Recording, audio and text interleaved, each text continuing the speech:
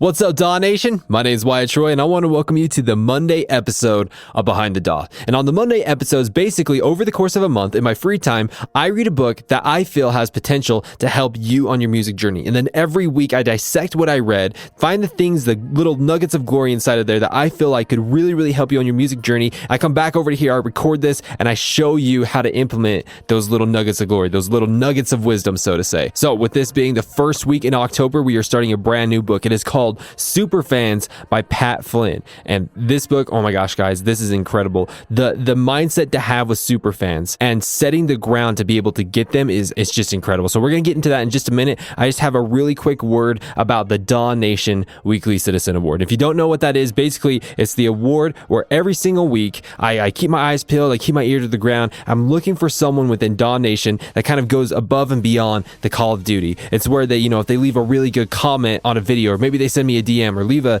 review on iTunes or something like that. They just do something really amazing, and then I pick a winner every single week, and that winner gets one of two prizes. Number one, they either get a private lesson with me where we can talk about music production, sound design, vocal processing, or we can talk about social media marketing, we can talk about your overall music strategy, finding your sound, all this kind of stuff. Or they have the opportunity to be able to come on an episode of In the DAW, Behind the DAW with me and be a co-host, and you can interview like a huge producer, a music industry expert, someone of that nature, right? So you get one of those two rewards. So I just want to say the winner will be announced at the end of this episode. So make sure to stay all the way to the end to figure out who the winner is for this week, okay? But let's go ahead and get right into the episode this week. So not waste any more time. So this week, like I said, we are talking about Superfans by Pat Flynn. Now, what is a superfan? Before I really define what a superfan is, don't worry, I will properly define what a superfan is. Very first off, I want to talk about one of the greatest lies that has ever been told in the music industry. And I actually haven't mentioned this on the podcast before, but right now, currently, literally right now,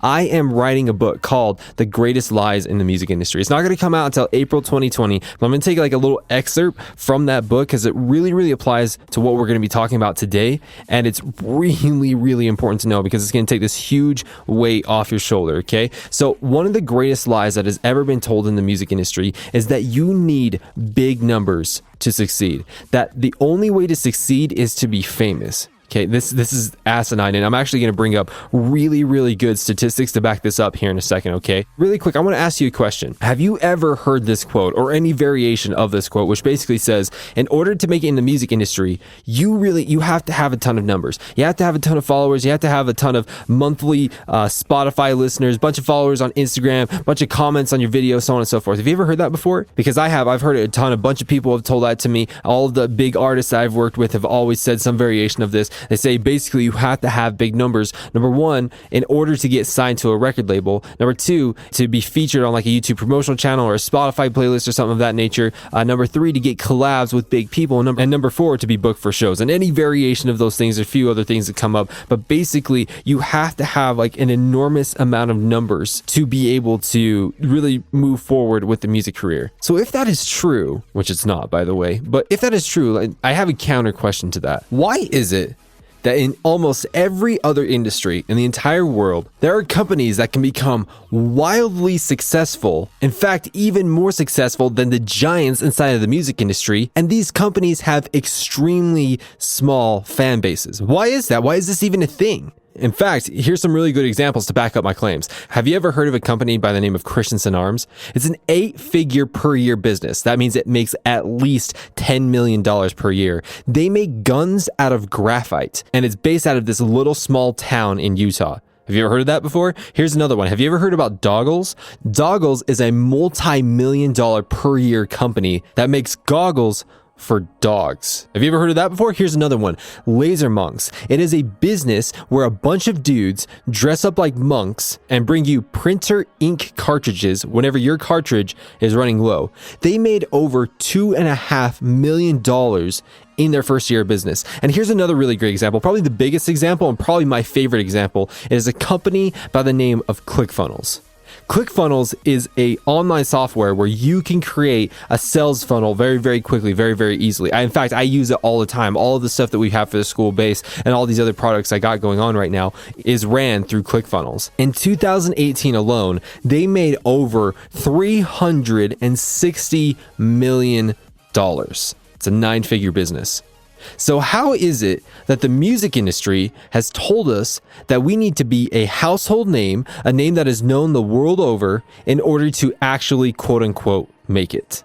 In order to see and have massive success. Which, by the way, if you took all of the earnings from the top 17 highest paid DJs in the entire world and combine them all together, it still would be $2 million short of what ClickFunnels made last year alone. That means that you would have to take the yearly earnings from the Chainsmokers, Marshmello, Calvin Harris, Steve Aoki, Diplo, Tiesto, Martin Garrix, David Guetta, Zedd, Armin van Buuren, Cascade, Skrillex, Alesso, Afrojack, DJ Snake, DJ Pauly D, Dimitri Vegas, and Like Mike, take all their yearly earnings, combine them all together, it would still be $2 million short of what ClickFunnels made in 2018. How is it that you can take the biggest names inside the music industry, combine them all together, and they still fall short of some little company that is based out of Boise, Idaho, that lets you make sales funnels? And by the way, ClickFunnels has a ton of competition. It's not like they're the only one in their space. There's a bunch of other people that are trying to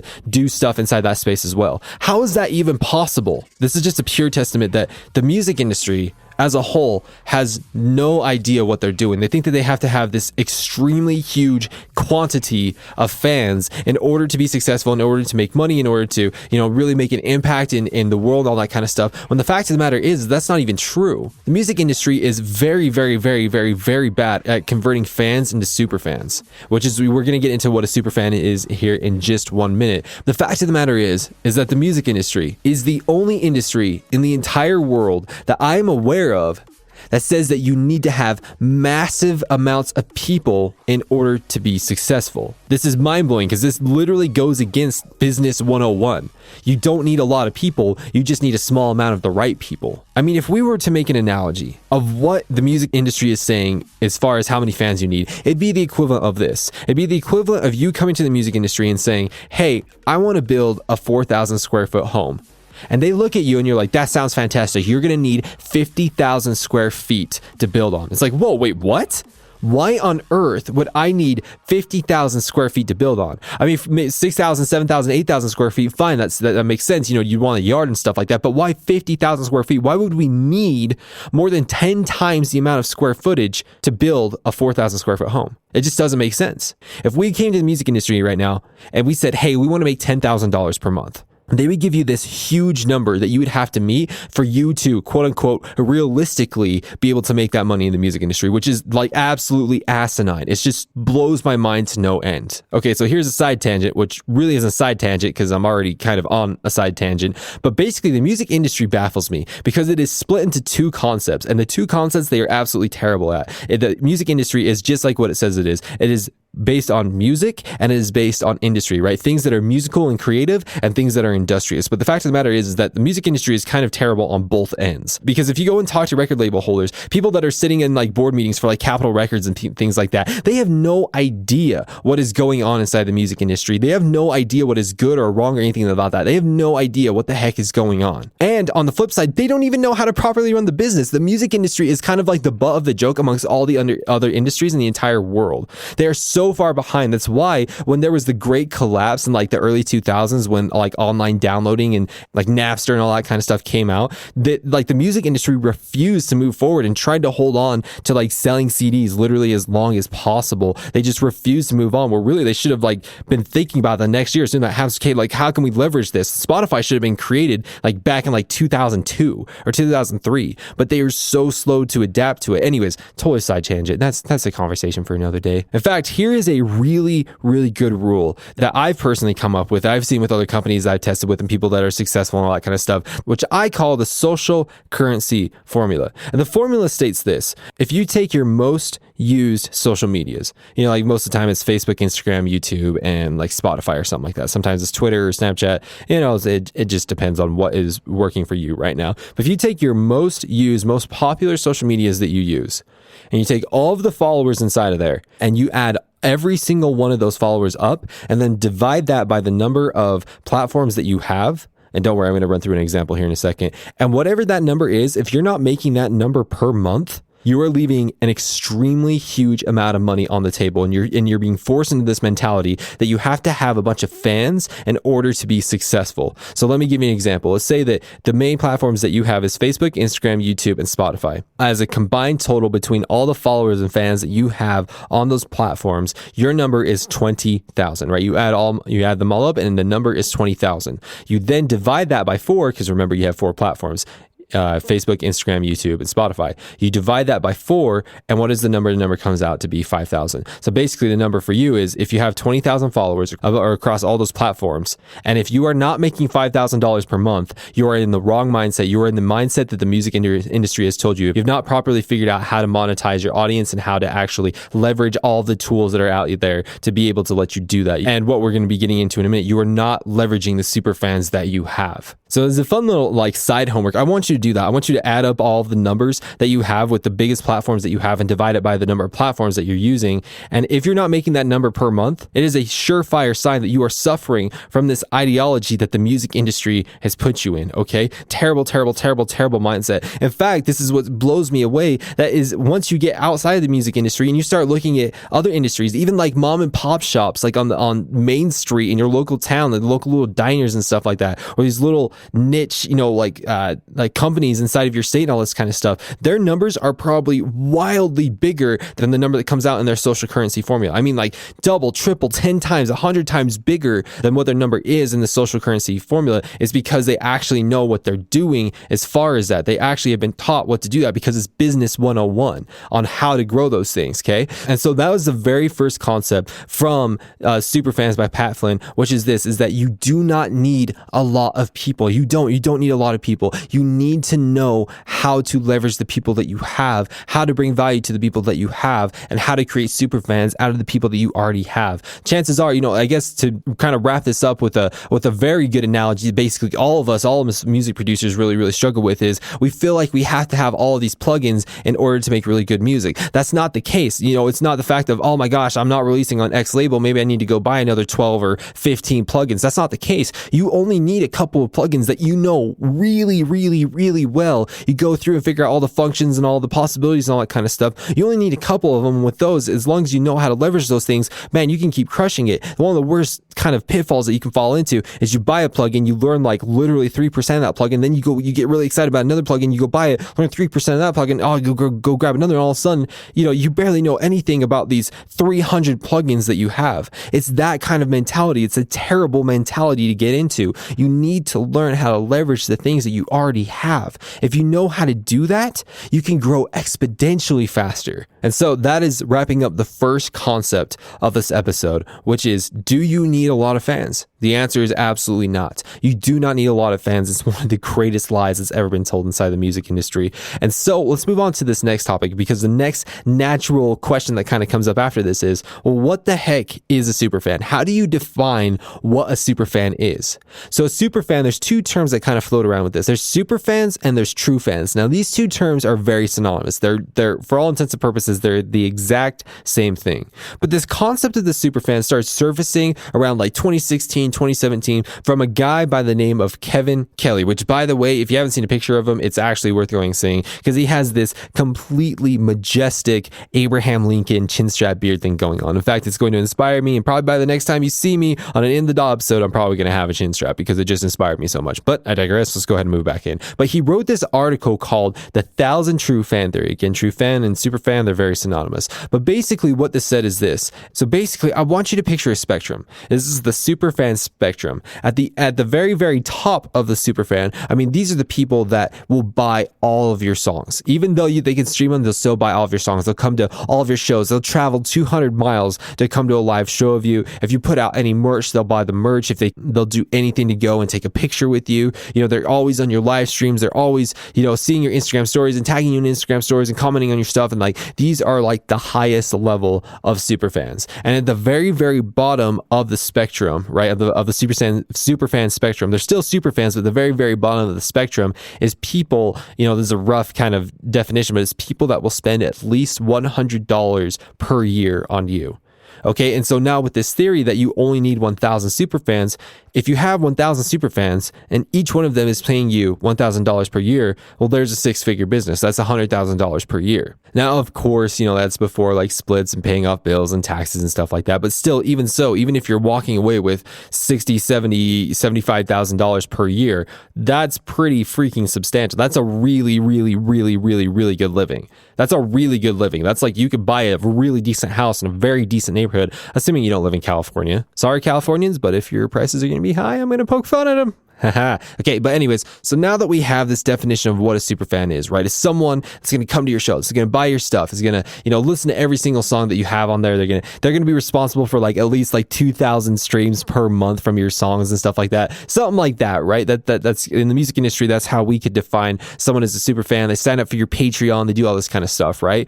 But I want to talk about some stories of actual superfans in other industries, and how they can have a huge impact on your music career. The first story I have actually comes from the Superfans book, which comes from Pat Flynn. Okay, so Pat Flynn is the guy that wrote this book. And when he first started getting into internet marketing and all this kind of stuff and started creating his own superfans, his very first story of his very first superfan was this. He created, I think it was like a cheat sheet or like a free, or not a free course. He put this little course together, something of that nature, or a little pamphlet or a little, I don't exactly remember what it was, but he put something together for people that had to take this architect exam, something like that. When you go into architecture and you have to, pass this exam in order to actually be an architect, so on and so forth, right? He put together this little helpful like cheat sheet or course or something like that for that. And he literally made six figures in a year off of that. But he got an email from this girl, and this girl was just like, oh my gosh, I can't thank you enough for doing this. I've actually literally suggested to my entire firm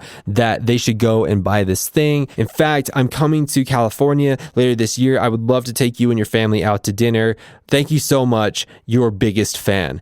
And he's just like, wait, what? Like, this is like one of the most obscure things ever, right? You would not think about architecture as this thriving, lucrative online business to be in, but he was making six figures per year on this thing, and he had a super fan because of what he did. And he actually went back and looked at the data after this woman said that she got her entire firm on it, and he could see it. He'd actually track it, that just from that firm alone in 1 year, because of that woman, he got an extra 25 sales from that firm, and she kept requesting it over the years and got way more than that over the years. So just from one person, just from one super fan, it just spread like wildfire. She just went and told everyone, and they got super pumped because nothing quite sells you like when someone else sells you. And that is the power of a superfan, especially in this instance. In fact, did you know, if you're a Star Trek fan, did you know that the super fans were the ones that actually saved Star Trek? After its first season, it was going to get shut down. But the Trekkies all came together, formed this little alliance, and wrote the TV station, said you absolutely cannot do that. They got like 46,000 letters in the mail. And the super fans, those super fans were the ones that actually saved Star Trek. And it went on to have like a ridiculous amount of seasons and movies and all that kind of stuff. And it was because of the super fans that was able to go on. And if you really want to check out a really great documentary, there's one on YouTube about superfans. You can literally just type in superfans documentary, and it covers 5 different people that are really, really big superfans. And here's examples of what they are. So the first one it's this Raptors basketball superfan that he hasn't missed a game in over 20 years. The next one is a guy who's been playing the same Dungeons and Dragons game for 35 years. The next one is this man from Latin America that was such a huge fan of Homer Simpson that he reached out to the people who made The Simpsons, and he became the Spanish voice actor for Homer Simpson. And then the last one is there is this doctor in India that is such a huge Charlie Chaplin fan that he actually literally prescribes his patients to watch Charlie Chaplin movies, and he's created like this huge mass movement in this little area that he's in, that even every single year they have a huge Charlie Chaplin parade just because of it. They all come together, they go to a big parade, they eat, they have fun, they watch movies. It's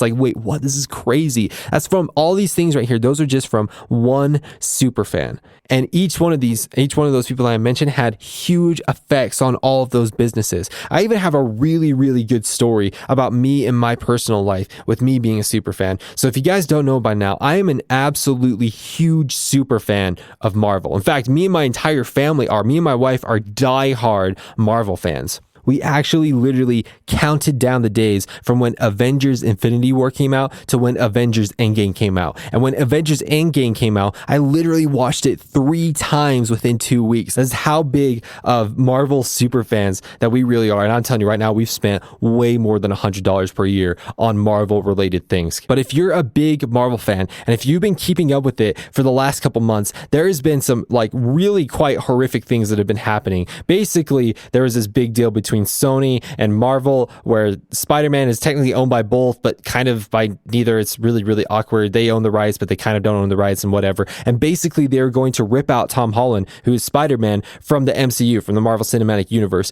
When I heard that news, I actually literally called my wife, and she was driving, and I was like, honey, I think you need to pull over for this.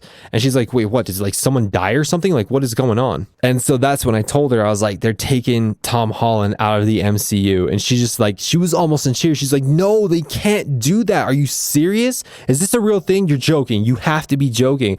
And unfortunately, I was like, I'm not joking. This is the real thing. I can send you the video right now. I sent it to her. She's like, I'm going to cry. This is like horrible, horrible, horrible news. How could they do this? A couple of you may know by now, it's been fixed now. It's really, really been fixed. But that's the story of superfans in and of itself. A lot of people say like, oh, Sony and Marvel came together and they figured it out, and they figured out the financial stuff and whatever. And so now they're moving on and everything's all good. I personally think that's a bunch of crap. I personally think that there was this huge uproar from a bunch of superfans about it. And basically Sony and Disney are like, well, we have to bring him back now. We have to bring him back. That's what I think happened. Of course, they haven't said that, but it's a personal thing. So Dawn Nation, I have a question for you. What is something that you're a super fan of? A lot of you may say like, oh, I'm a really big super fan of Ableton. Oh, I'm a really big super fan of FL Studio or of Serum or of Contact, Alicia's Keys or of Phase Plan or of a certain artist. Like I know a lot of you are super fans of like Virtual Riot and Millennium. A lot of you are super fans of like Skrillex and Zed's Dead and people of this nature. There's a lot of super fans of AU5, which is really, really awesome. You should be. In fact, I am a super fan of AU5. And so I want to know, I want you to comment below or send me a DM or something of that, tag me in an Instagram story. What is something that you are a super fan of? And why are you a super fan of that thing? I would love to hear about that. And really, the weirder, the better. I mean, don't force it. But if you're a super fan of a really weird thing, I'm really, really stoked to hear about that. I'd really, really love to know that. So go ahead and comment below or send me a DM or something of that nature, because I'd really love to see what you are a super fan of. So Dawn Nation, in this week we've talked about how you don't need a bunch of fans and how you really just need super fans, and then we have also talked about what exactly is a super fan. So now the question is, how do you get super fans? How do you, number one, convert, what's called cold traffic into hot traffic, which basically like, how do you convert people that don't know about you, turn them into fans, and then turn those fans into super fans? So that's the big question, right? Well, that question is going to have to wait until next week. So go ahead, make sure to set a reminder on your phone that next week on Monday, on October 14th at 8 a.m. Mountain Daylight Time, to check out the follow-up episode to this. This is where I'm going to teach you how to actually convert a fan into a super fan. There's going to be a lot of information in that next episode, so make sure to check that out. But I know you're going to love it, but you're going to have to wait till next week to check that out. All right, Dawn Nation. So now that we got all that out of the way, we're wrapping up this episode for this week. Now it's time to name who wins the Dawn Nation Weekly Citizen Award. All right, and the winner of the Dawn Nation Weekly Citizen Award goes to, I believe this is how you pronounce the name, Dazlan or Dazlin. I'm not entirely sure how it is. We've been in contact over Instagram DM. So don't worry, I'm going to go ahead and hit you up. But you are the winner for this week's Dawn Nation Weekly Citizen Award. And here's why. I got a tag on Instagram from Dazlan, and it says, the second episode from Behind the DAW about the 10x rule is wubtastic. Really shows you how to go forward from fears and how to use it towards whatever goals you have in life. Wyatt Troy not only puts this to music producers, but also you can put this in anything in life. This is a great way to wake up in the morning. Let's all take massive action in life. Thank you so much, Dazlin. Again, I'm going to go ahead and send you a DM after this, but you have won the Dawn Nation Weekly Citizen Award. So now you either get a free private lesson with me. We can talk about music production or social media marketing, whatever you want, or you can come on an episode of In the DAW or Behind the DAW and be a co-host with me. So whatever you want, we'll talk about that off screen. Remember, guys, you just got to do something to get my attention above the Call of Duty. Send a really, really awesome Instagram DM to me, tag me in a story, comment on something, leave a review on iTunes, just something of that nature. Send me an email to really, really get my eyes on you to know that, like you are doing something amazing for Daw Nation and really helping us grow. So go ahead and do that. And again, if you win multiple Daw Nation Weekly Citizen Awards,